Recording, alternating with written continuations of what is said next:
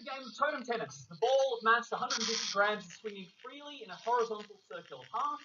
The court is 1.5 meters long and is an angle of 60 degrees to the vertical, as shown in the diagram. First thing, calculate the radius of the ball's circular path. How are we going to do that? Trig. All right, good.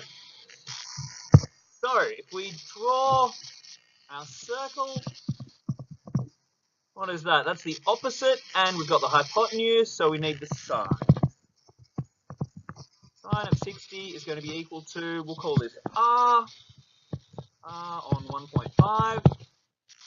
R equals 1.5 sine 60. Sine 60 again, is that a half? I never remember them.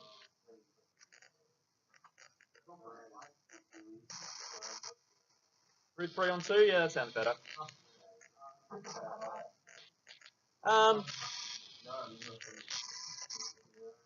Alright, so, guys, thanks. I get 1.3 meters for that. I got 1.3 meters. Again, common sense test. Does that make sense? Yeah, if our hypotenuse is 1.5, 1.3 for the radius seems reasonable. Okay. Draw and identify the forces that are acting on the ball at the instant shown in the diagram. All right, what are the forces acting on it? Gravity. All right, gravity is acting downwards. Fg. What else? Tension. Fp. And which direction is the net force? To the center. All right. F net. Cool. Done. Okay. So determine the net force that is acting on the ball at this time. Okay. So remember, our net force in circular motion is mv squared on r. We have a mass for the ball, 0.15. Oh, now, by the way, grams, again, not an SI unit. Kilograms are. So anytime you have mass, put it into kilograms. Oh, we need V. We don't have it. Okay. So in that case, we might need to use our other formula. No, sorry, let me get rid of this. Use the other one. 4 pi r squared. Oh, no, 4 pi squared r. M on t squared. We don't have t either. We have. Right. No, you know what we have to do here? I have to do a little bit of trick. Yeah, didn't even think about this. All right. Little bit of trick. So, let's do it this way. We have, let's draw a force diagram. So, we've got Fg acting downwards. We have our tension force, like that.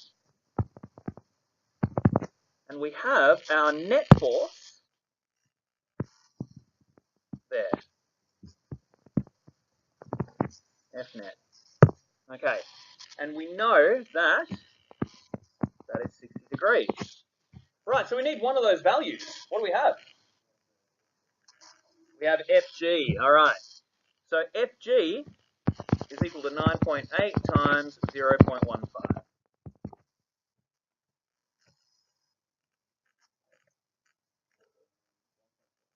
1.47 looks good to me. 1.47 newtons is Fg.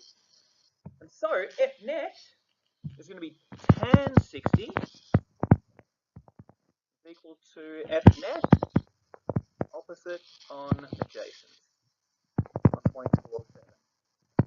So F net is equal to 1.47 tan 60.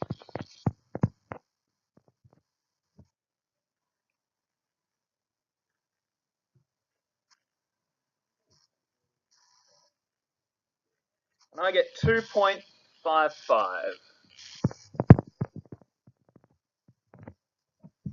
2.55 newtons.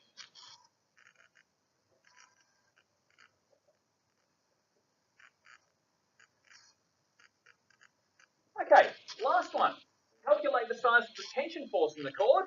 This should be easy from here. We'd use Pythagoras for this. We've got those two sides. We get the hypotenuse. Ft squared is going to be equal to Fg squared plus Fnet squared. You could use trig as well. Either one should be right. So,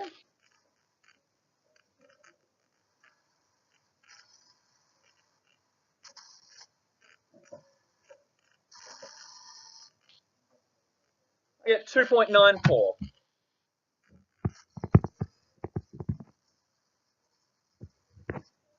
I got a tension force of 2.94.